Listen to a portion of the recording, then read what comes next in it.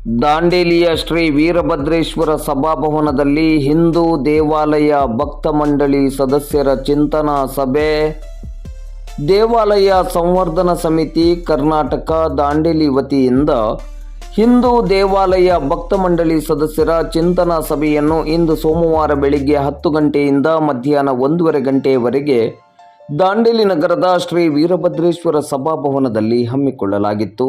ಸಭೆಯನ್ನು ಉದ್ದೇಶಿಸಿ ಮಾತನಾಡಿದ ದೇವಾಲಯ ಸಂವರ್ಧನಾ ಸಮಿತಿಯ ರಾಜ್ಯ ಸಂಯೋಜಕರಾದ ಮನೋಹರ್ ಮಠದ್ ಅವರು, ದೇವಾಲಯಗಳು ಕೇವಲ ಪೂಜೆ, ಪ್ರಸಾದ, ಅನ್ನದಾನಕ್ಕಷ್ಟೇ ಸೀಮಿತವಾಗದೆ ಶೈಕ್ಷಣಿಕ ಸಾಂಸ್ಕೃತಿಕ ಸೇವೆಯ ಜೊತೆಗೆ ಮಕ್ಕಳನ್ನು ಸಂಸ್ಕಾರಯುತರನ್ನಾಗಿಸುವ ಕೇಂದ್ರವಾಗಬೇಕು. ಗುಡಿ ಜನರ ಜೀವನಾಡಿ. ಭಾರತೀಯ ಸಂಸ್ಕೃತಿಯಲ್ಲಿ ದೇವಾಲಯಗಳು ಸಮಾಜವನ್ನು ಒಂದುಗೂಡಿಸುವ ಕೇಂದ್ರ ಬಿಂದು ಮಾತ್ರವಲ್ಲದೆ ಸಭ್ಯತೆ, ಸಂಸ್ಕೃತಿ, ನಂಬಿಕೆ ಹಾಗೂ ಪರಂಪರೆಗಳು ಮೈಗೂಡಿಸಿಕೊಂಡಿರುವುದಕ್ಕೆ ಮೂಲ ಕಾರಣ ನಮ್ಮ ದೇವಾಲಯಗಳೇ ಆಗಿವೆ. ಹಿಂದೂ ದೇವಾಲಯಗಳು ಹಿಂದೂ ಸಮಾಜದ ಶಕ್ತಿ ಕೇಂದ್ರವಾಗಬೇಕು. ಸಂಘಟಿತ ಹಿಂದೂ ಸಮಾಜ ಸದೃಢ ಭಾರತವಾಗಲು ದೇವಾಲಯ ಕೇಂದ್ರಿತ ಸುರಕ್ಷಾ ಸಂಸ್ಕಾರ ಚಟುವಟಿಕೆಯಾಗುವ ದೃಷ್ಟಿಯಿಂದ ದೇವಾಲಯ ಸಂವರ್ಧನಾ ಸಮಿತಿ ವತಿಯಿಂದ ದೇವಾಲಯ ಭಕ್ತ ಮಂಡಳಿಯವರ ಚಿಂತನಾ ಸಭೆಯನ್ನು ನಡೆಸಲಾಗುತ್ತಿದೆ ಎಂದರು. ರಾಷ್ಟ್ರೀಯ ಸ್ವಯಂ ಸೇವಕ ಸಂಘದ ಕರ್ನಾಟಕ ಉತ್ತರ ಹಾಗೂ ದಕ್ಷಿಣ ಪ್ರಾಂತ ಪ್ರಚಾರ ಪ್ರಮುಖರಾದ ಅರುಣ್ ಕುಮಾರ್ ಅವರು ಭಾಗವಹಿಸಿ ಮಾತನಾಡುತ್ತಾ, ದೇವಸ್ಥಾನ ಮಂದಿರಗಳನ್ನು ಶ್ರದ್ಧಾ ಕೇಂದ್ರ, ಭಕ್ತಿ ಕೇಂದ್ರ, ಸೇವಾ ಕೇಂದ್ರ ಚಟುವಟಿಕೆಗಳನ್ನು ಹೊಂದಿದ ಕೇಂದ್ರಗಳನ್ನಾಗಿ ರೂಪುಗೊಳಿಸುವುದೇ ನಮ್ಮ ಕಾರ್ಯವಾಗಬೇಕು ಎಂದರು. ಈ ಸಂದರ್ಭದಲ್ಲಿ ಪ್ರಮುಖರಾದ ವಾಸುದೇವ್ ಪ್ರಭು, ರೋಷನ್ ನೇತ್ರಾವಳಿ, ಸಂಜಯ್ ಚೌಹಾಣ್, ದಯಾನಂದ್ ಮರಾಠೆ, ಗಣಪತಿ ಕ್ಷೀರಸಾಗರ್, ಅರ್ಜುನ್ ನಾಯ್ಕ್ ಹಾಗೂ ವಿವಿಧ ದೇವಸ್ಥಾನಗಳ ಆಡಳಿತ ಸಮಿತಿಯ ಪ್ರಮುಖರು ಉಪಸ್ಥಿತರಿದ್ದರು. ಇಂದು ಸೋಮವಾರ ಮಧ್ಯಾಹ್ನ 1:30 ಗಂಟೆ ಸುಮಾರಿಗೆ ಚಿಂತನಾ ಸಭೆಯು ಸಂಪನ್ನಗೊಂಡಿತು.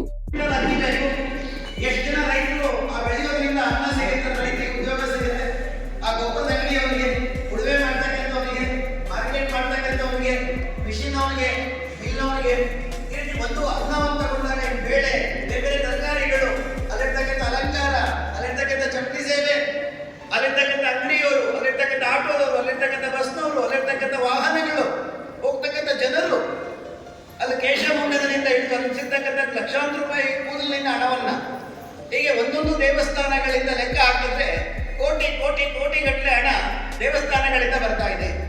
ಹೀಗೆ ದೇವಸ್ಥಾನಗಳು ಲಕ್ಷಾಂತರ ಜನರಿಗೆ ಉದ್ಯೋಗವನ್ನು ಕೊಡ್ತಕ್ಕಂಥ ಉದ್ಯೋಗ ಕೇಂದ್ರದ ದೇವಸ್ಥಾನಗಳು, ಆರ್ಥಿಕ ಕೇಂದ್ರಗಳು ನಮ್ಮ ದೇವಸ್ಥಾನಗಳಾಗಿದೆ. ನಿರುದ್ಯೋಗ ಕೇಂದ್ರಗಳಲ್ಲ. ಒಂದೇ ಇತ್ತೀಚೆಗೆ ನಡೀತಾ ಇರತಕ್ಕಂಥ ಒಂದೇ ಒಂದು ಕುಂಭಮೇಳ ತಗೊಳ್ಳಿ. ಉತ್ತರ ಪ್ರದೇಶದ ರಾಜ್ಯ ಸರ್ಕಾರ ಮತ್ತು ಕೇಂದ್ರ ಸರ್ಕಾರ 5,000 ಕೋಟಿ ರೂಪಾಯಿ ಖರ್ಚು ಮಾಡಿ ಒಂದು 3-4 ಪ್ರಶ್ನೆಗಳನ್ನು ನಾವು ಹಾಕೊಳ್ಳೋಣ, ಆಯ್ತಾ? ಮೊದಲನೇದಾಗಿ ಶಸ್ತ್ರ ಮತ್ತು ಶಾಸ್ತ್ರ. ಶಸ್ತ್ರ ಮತ್ತು ಶಾಸ್ತ್ರ ಇವುಗಳಲ್ಲಿ ಯಾವುದು ಪ್ರಬಲ, ಯಾವುದು ಸ್ಟ್ರಾಂಗ್? ಯೋಚನೆ ಮಾಡಿ, ಆಯ್ತಾ? ಒಂದು ಶಸ್ತ್ರ ಮತ್ತು ಶಾಸ್ತ್ರ. ಎರಡನೇದು ಧರ್ಮ ಮತ್ತು ಸಂಸ್ಕೃತಿ. ಧರ್ಮ ಮತ್ತು ಸಂಸ್ಕೃತಿ, ಶಸ್ತ್ರ ಮತ್ತು ಶಾಸ್ತ್ರ ಇವೆರಡನ್ನು ಯಾವ ಧರ್ಮವನ್ನು ಉಳಿಸಿರೋದು?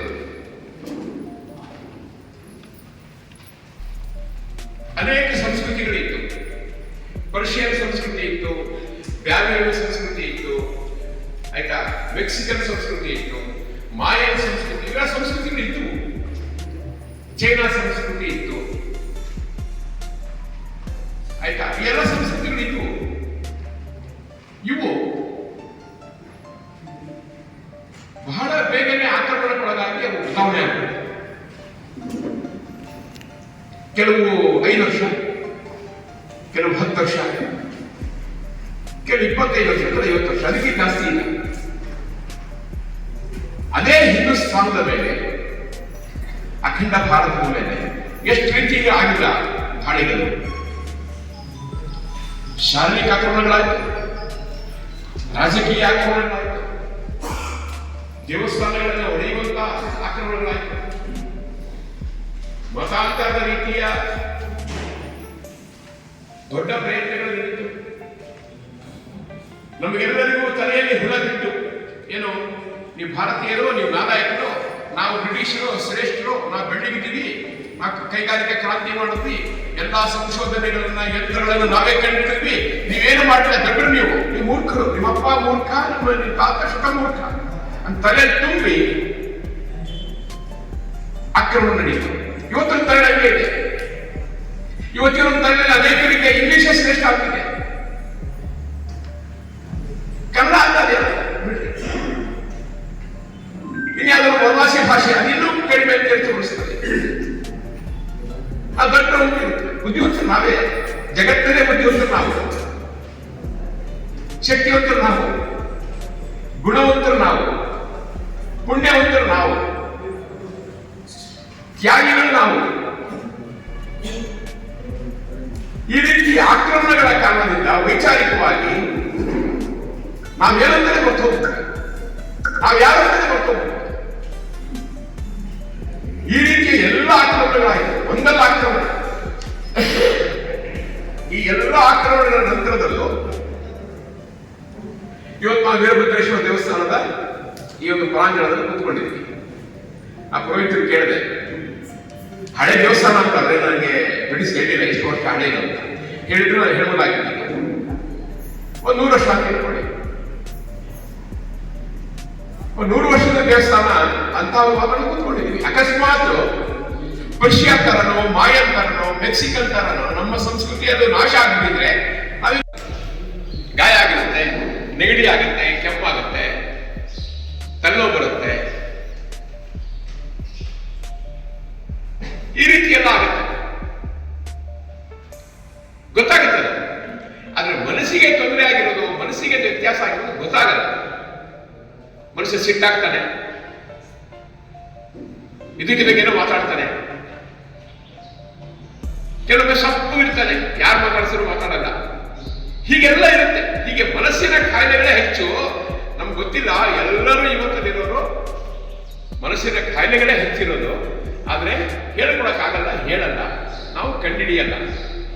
ಹೀಗೆ ಇವ ಸಮಾಜದಲ್ಲಿ ಅತಿ ಹೆಚ್ಚು ತೊಂದರೆ ಇರುವಂತಹದ್ದು. ಸಾಕಪ್ಪ, ನೀವು ಅವ್ರದ್ದು ಬೇಕಾದ್ರೂ ಮಾಡಿ ಬಿಡಿ.